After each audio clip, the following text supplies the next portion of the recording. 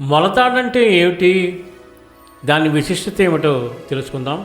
ముందుగా శ్రోతలకు భగవద్బంధువులందరికీ హృదయపూర్వక నమస్కారాలు. మొలతాడు కథ సంప్రదాయం చెప్పిన సందేశం. పూర్వం ఒక చిన్న గ్రామంలో రామయ్య అనే రైతు ఉండేవాడు. అతనికి ఒక చిన్న కుమారుడు. ఆ బాలుడు ఎప్పుడూ తన తాతగారు ధరించే మొలతాడు నడుము వద్ద కట్టుకునే పవిత్ర దారం చూసి ఆశ్చర్యపడేవాడు. ఒకరోజు బాలుడు అడిగాడు, తాతయ్య, ఈ మొలతాడు ఎందుకు కట్టుకుంటారు? తాత నవ్వుతూ చెప్పాడు, బాబూ, ఇది కేవలం దారం కాదు, ఇది శ్రద్ధ, నియమం, సంస్కారం, గుర్తు. మనం మంచి పనులు చేయాలని గుర్తు చేస్తుంది. బాలుడు ఆశ్చర్యపోయాడు. దారం ఎలా గుర్తు చేస్తుంది? తాత చిన్న కథ చెప్పాడు. ఒకసారి రాజకుమారుడు తప్పులు చేస్తూ ఉండేవాడు. గురువు అతనికి ఒక పవిత్ర దారం కట్టించి, ఇది నీ ధర్మాన్ని గుర్తు చేస్తుంది అన్నాడు. అప్పటి నుండి రాజకుమారుడు ప్రతిసారి తప్పు చేయబోతే దారం కనిపించి ఆగిపోయేవాడు. చివరకు మంచి రాజుగా మారాడు. ఇది విని బాలుడు ఆనందంగా చెప్పాడు, నాకు మొలతాడు కట్టండి తాతయ్య, నేను కూడా మంచి పిల్లవాడిని అవుతాను. తాత అతనికి మొలతాడు కట్టి ఆశీర్వదించాడు.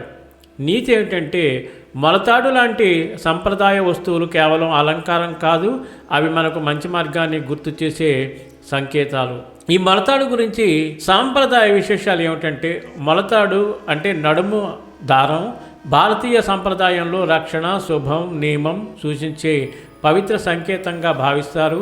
పూర్వకాలం పిల్లలకు యజ్ఞాలు చేసే ఋషులకు, వ్రతాలు పాటించే వారికి ఇది కట్టించే ఆచారం ఉండేది. పురాణాల్లో చిన్నపిల్లలకు దుష్టశక్తులు, దృష్టి దోషం దూరంగా ఉండేందుకు నడుము వద్ద ఒక పవిత్ర దారం కట్టించేవారని చెబుతారు. బాలరూపంలో ఉన్న శ్రీకృష్ణుడికి యశోదమ్మ తలిస్మాన్ల రక్షణ దారాలు కట్టిందని కథలు ఉన్నాయి.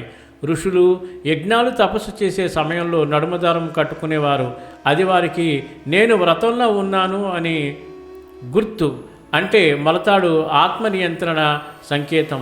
ఆయుర్వేదం ప్రకారం నడుము ప్రాంతం ప్రాణశక్తి కేంద్రం. అక్కడ దారణం కట్టడం వల్ల శరీర స్థితి సరిగా ఉండి ఆరోగ్యం కాపాడుతుందని పూర్వ విశ్వాసం.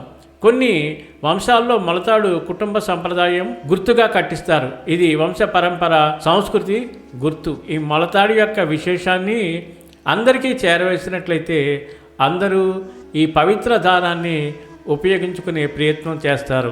సర్వేజన సుఖినో భవంతు, లోకా సమస్త సుఖినో భవంతు. ధన్యవాదాలు. స్వస్తి.